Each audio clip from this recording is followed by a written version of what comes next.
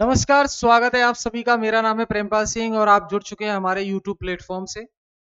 CTET में हम geography discuss कर रहे हैं एसएसटी के लिए। तो पिछली दो क्लासेस में हमने latitude, longitude, rotation of the earth, revolution of the earth और international date line, international time line और न्यूमेरिकल सॉल्व करना देखा था कि अगर 0 डिग्री प्राइम मेरिडियन पर मान लीजिए 12 बज रहे हैं, 12 PM हो रहे हैं, तो वेस्ट में कितना टाइम होगा। जैसे 74 डिग्री वेस्ट पे कितना टाइम होगा, 82.5 डिग्री ईस्ट में कितना टाइम होगा। ये पूरी कैलकुलेशन हमने देखी थी। तो अगर आपने वो क्लास नहीं देखी है तो उस क्लास को देख लीजिए आप। आज जो हम पढ़ने वाले हैं ये आपका क्लास 7th की एनसीईआरटी का चैप्टर है, इंटरनल स्ट्रक्चर ऑफ द अर्थ।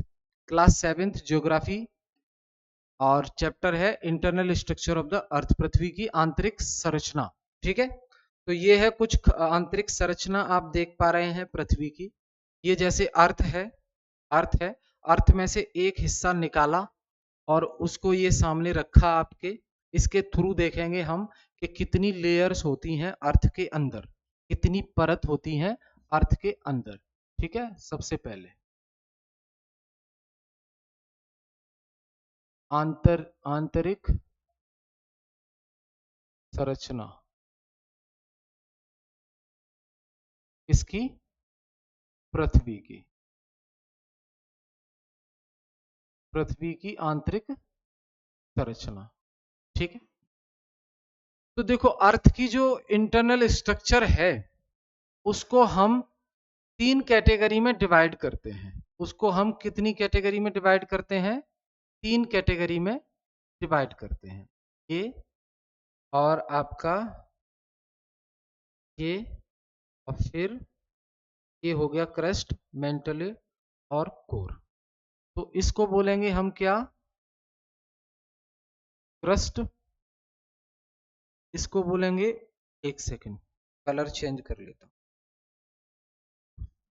इसको बोलेंगे मेंटल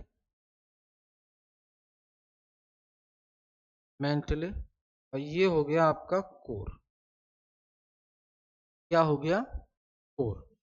क्रस्ट, मेंटल, कोर।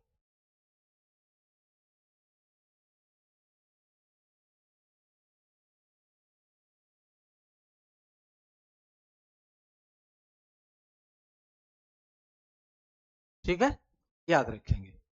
तो अर्थ की जो लेयर है वो 3 कैटेगरी में डिवाइड होती हैं, क्रस्ट, मेंटल, कोर। ऊपर की जो लेयर है उसको क्रस्ट बोलते हैं और उसके बाद जो नीचे लेयर आएगी उसे मेंटल बोलेंगे या मिड लेयर, और जो सेंटर वाली लेयर है उसको बोलेंगे कोर यानी कि केंद्र। तो 3 लेयर में हम डिवाइड करते हैं अर्थ की लेयर को, क्रस्ट, मेंटल, कोर। कई बार ये सीक्वेंस में अरेंज करने के लिए भी आता है प्रश्न कई एग्जाम में। ठीक है, तो क्रस्ट पहले आता है, मेंटल उसके बाद और फिर लास्ट में आता है कोर। अब यहां पे देखेंगे आप कि ये जो क्रस्ट है, ये जो क्रस्ट है, क्रस्ट भी 2 कैटेगरी में डिवाइड हो जाती है। एक को बोलते हैं कॉन्टिनेंटल क्रस्ट और दूसरे को बोलते हैं ओशियनिक क्रस्ट। ठीक है, कॉन्टिनेंटल क्रस्ट का मतलब होता है महाद्वीपीय भूपर्पटी,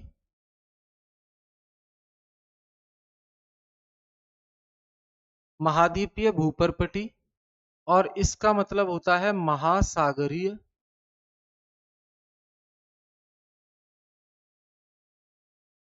भूपर्पटी।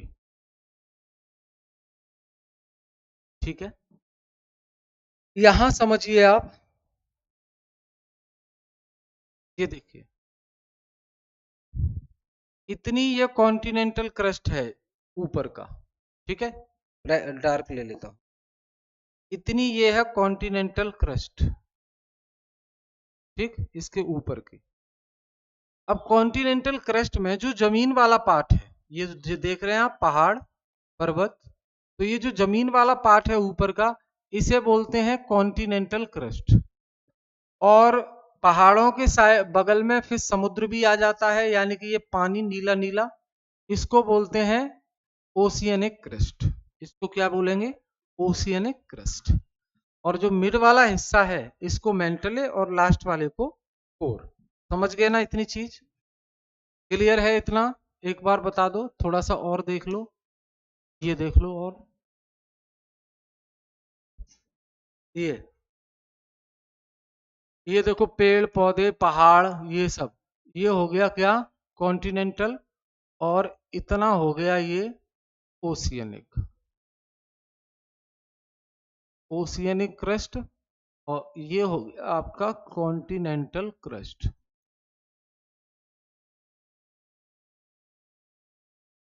अब समझ आ गया? ठीक है।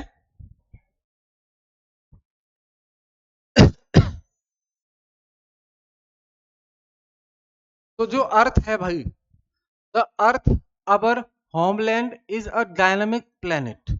जो पृथ्वी है, जो कि हमारा होमलैंड है, हम जिस पर रहते हैं, वो बड़ा ही डायनामिक प्लेनेट है। It is constantly undergoing changes inside and outside. पृथ्वी के अंदर और पृथ्वी के बाहर जो बदलाव हैं वो लगातार होते रहते हैं।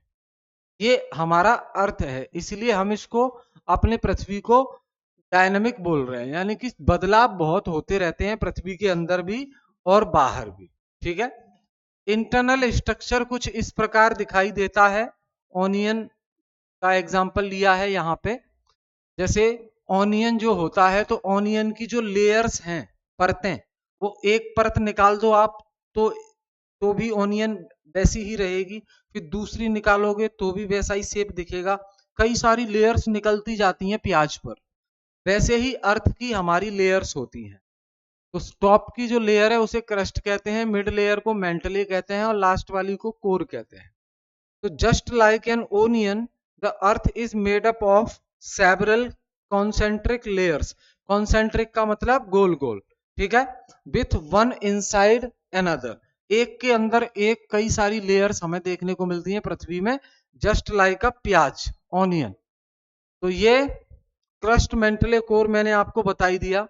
अब जब हम क्रस्ट की बात करते हैं, जब हम बात करते हैं भूपरपटी की, भूपरपटी की बात करते हैं, तो uppermost layer over the earth surface is called the crust. पृथ्वी की सतह के ऊपर की जो परत है उसे हम क्रस्ट कहते हैं। It is the thinnest of all the layer. पृथ्वी की जो 3 लेयर हैं उनमें सबसे पतली लेयर अगर कोई है तो वो है क्रस्ट है। ऊपर की सतह सबसे पतली होती है क्रस्ट मेंटले कोर में। Crust forms only 0.5% of the volume of the earth. पृथ्वी का जो टोटल वॉल्यूम है उसका 0.5% हिस्सा क्रस्ट कवर करती है, और 16% कंसिस्ट ऑफ मेंटले, मेंटले 16%, और 83% मेक्स द कोर। ठीक। अब जो कॉन्टिनेंटल क्रस्ट और ओशियनिक क्रस्ट जो मैंने आपको बताया, तो ये जो पर्वत श्रृंखला आप देख रहे हैं ये तो हो गया कॉन्टिनेंटल क्रस्ट। और यहां मैं चेंज कर रहा हूं कलर, ये जो पानी देख रहे हैं इसे बोलते हैं ओशियनिक क्रस्ट। यहाँ पे ओशियनिक क्रस्ट, तो ये भी मैं बता चुका आपको। तो crust is about 35 kilometre on the continental masses. महाद्वीप में जो क्रस्ट की मोटाई होती है वो 35 किलोमीटर तक होती है। कितने? सतह से 35 किलोमीटर अंदर जाओ तो कॉन्टिनेंटल क्रस्ट है। और केवल 5 किलोमीटर ओशियन फ्लोर पर होती है। जैसे यहां तक पानी है, इसके नीचे जो है ये 5 किलोमीटर तक जो क्रस्ट है उसे ओशियनिक क्रस्ट कहेंगे। और इधर 35 किलोमीटर तक है, 35 किलोमीटर तक है, उसे कॉन्टिनेंटल क्रस्ट कहेंगे। ठीक है। अब oceanic crust mainly consist of silica and magnesium. जो ओशियनिक क्रस्ट है उसमें सिलिका और मैग्नीशियम पाया जाता है। यहाँ पे क्या पाया जाता है? सिलिका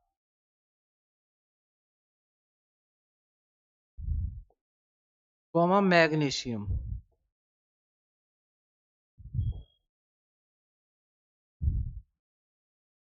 तो सिलिका और मैग्नीशियम को कहते हैं SiAl, सियाल। ठीक है, तो क्या है, oceanic crust mainly consist of silica and magnesium. It is called,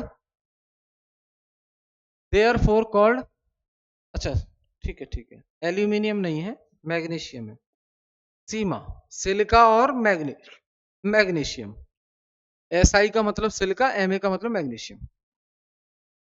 और the main minerals constituents of the continental masses, oceanic crust में तो सिलिका और मैग्नीशियम पाया जाता है, और कॉन्टिनेंटल जो मास है, महाद्वीपीय जो जगह है, वहां पे सिलिका पाया जाता है। सिलिका मतलब सिलिका और एल्यूमिनियम।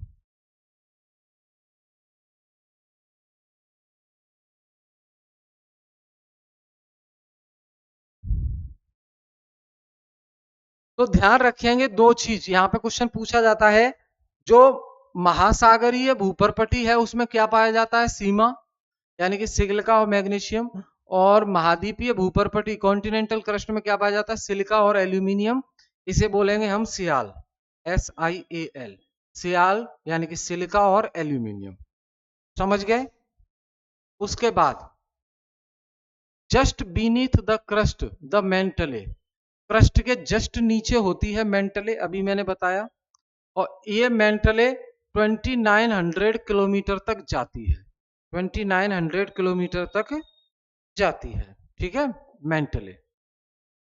अब the inner most layer is the core, सबसे लास्ट की जो लेयर है अंदर की उसे कोर कहते हैं, और it is mainly made up of निकल एंड आयरन। तो जो कोर वाला पार्ट है, ये जो कोर वाला पार्ट है, इसमें क्या मिलेगा आपको, फेरस यानी कि Fe, कॉमा आयरन, फेरस। यहां सेंटर वाले पार्ट में क्या मिलेगा आपको, एक तो Ni मिलेगा जिसे बोलते हैं निकेल, और दूसरा Fe मिलेगा, मिनरल्स हैं ये, जिसे बोलते हैं फेरस, फेरस।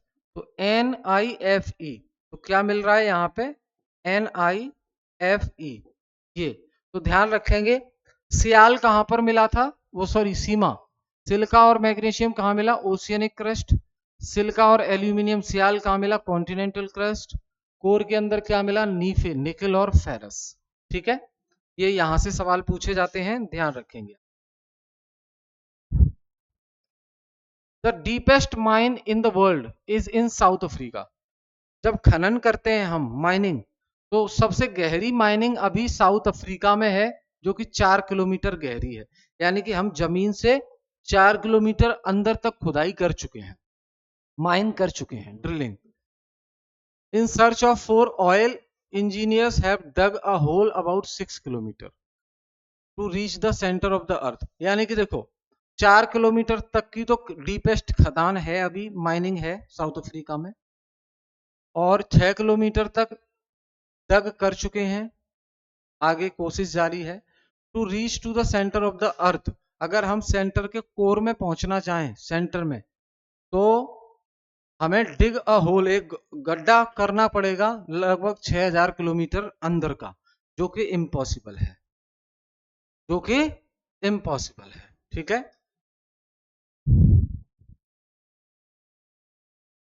फिर इसी में, अब जब माइनिंग करते हैं हम, खुदाई करते हैं, खनन करते हैं, तो हमें रॉक्स मिलते हैं, पत्थर मिलते हैं, मिनरल्स मिलते हैं, खनिज मिलते हैं।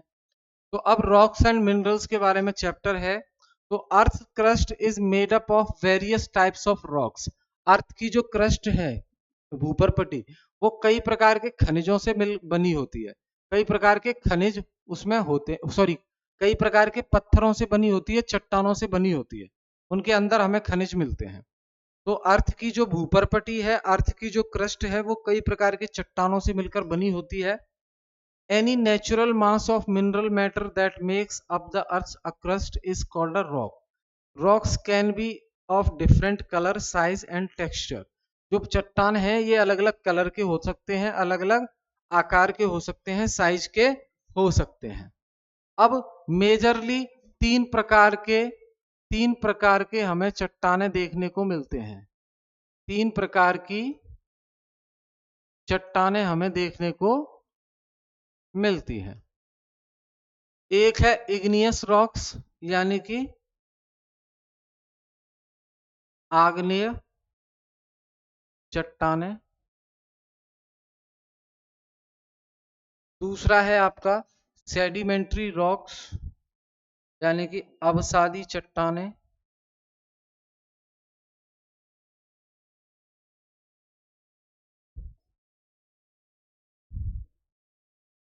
अवसादी चट्टानें। तीसरा है मेटामॉर्फिक यानी कि कायांतरित या रूपांतरित चट्टानें।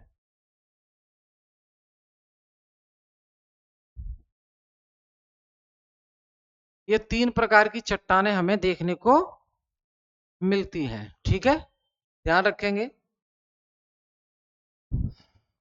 आगे देखें, इग्नियस रॉक्स की अगर हम बात करें, आग्नेय चट्टान की अगर हम बात करें, ये क्या है?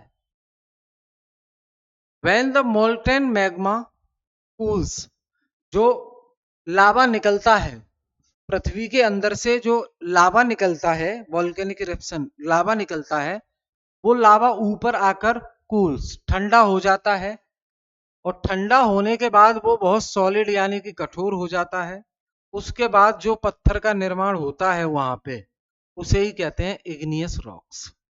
ठीक है, they are also called primary rocks. Igneous rocks को ही हम प्राइमरी रॉक्स कहते हैं। अब जो इग्नियस रॉक्स है वो फर्दर दो कैटेगरी में डिवाइड हो जाती है, इंट्रूसिव रॉक्स और एक्सट्रूसिव रॉक्स, यानी कि आंतरिक आग्नेय चट्टानें, आग्नेय चट्टानें, और दूसरा है बाह्य आग्नेय चट्टानें।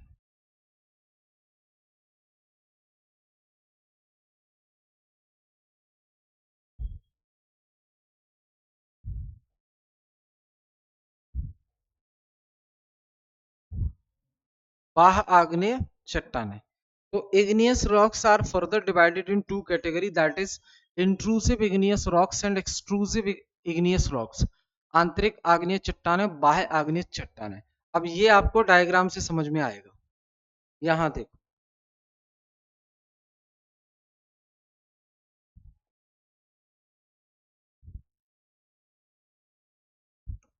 ये देखो, ये मैग्मा चेंबर है जहां पर लावा है।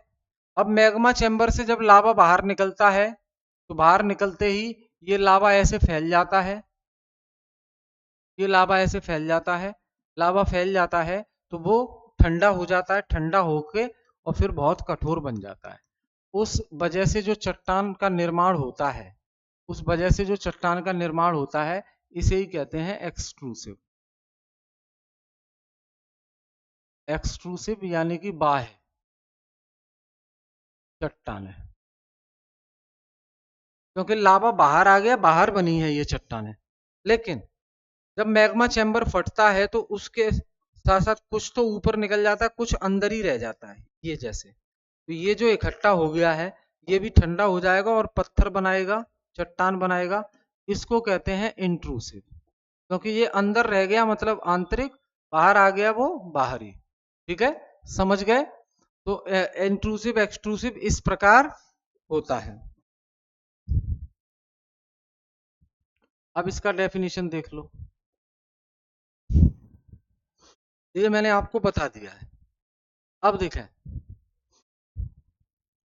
जो एक्सट्रूसिव बाहर निकल आता है लावा और फिर वो चट्टान बनती है, उसका उदाहरण है बेसाल्ट।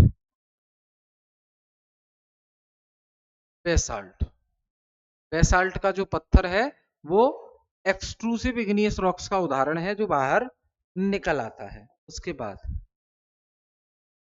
जो अंदर रह जाता है पत्थर, उसका उदाहरण है इन ये ग्रेनाइट। ग्रेनाइट वाला पत्थर, राजस्थान। ठीक है। फिर आते हैं सेडिमेंट एंड सेडिमेंट्री रॉक्स क्या होते हैं। इग्नियस रॉक्स हमने देख लिए दो प्रकार के। अब सेडिमेंट या सेडिमेंट्री रॉक्स, तो रॉक्स जो होते हैं, पत्थर जो होते हैं, वो गिरते हैं, आपस में टकराते हैं, एक दूसरे को हिट करते हैं और टूट जाते हैं, फिर छोटे छोटे फ्रेगमेंट्स में डिवाइड हो जाते हैं। ये छोटे छोटे फ्रेगमेंट पार्टिकल ही क्या कहलाते हैं, सेडिमेंट्स, यानी कि अवसाद, अवसाद कहलाते हैं। ठीक है, जो आपस में टकराते हैं। फिर यही अवसाद छोटे छोटे पार्टिकल्स हवा के द्वारा, पानी के द्वारा बहाकर एक जगह जाके डिपॉजिट कर दिए जाते हैं। वहां पे जो निर्माण होता है पत्थर का, वही है सेडिमेंट्री रॉक्स, अवसाद। ठीक, ध्यान रखेंगे।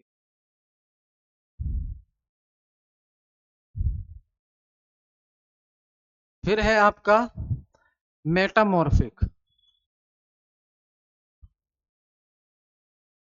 मेटामॉर्फिक रूपांतरित, तो जो इग्नियस हैं और सेडिमेंट्री रॉक्स हैं, वो चेंज हो जाती हैं मेटामॉर्फिक में। क्यों? क्योंकि बहुत ज्यादा हीट होने की वजह से, बहुत ज्यादा प्रेशर होने की वजह से जो आग्नेय चट्टानें हैं और अवसादी चट्टानें रूपांतरित चट्टानों में बदल जाती हैं। जैसे क्ले है, मिट्टी है, क्ले मिट्टी जो है स्लेट में बदल जाती है, और लाइमस्टोन जो है बलुआ पत्थर, वो मार्बल में बदल जाता है। तो ये लाइमस्टोन और सॉरी क्ले, ये स्लेट और मार्बल, स्लेट और मार्बल, ये किसका एग्जाम्पल हो गए, रूपांतरित चट्टानें।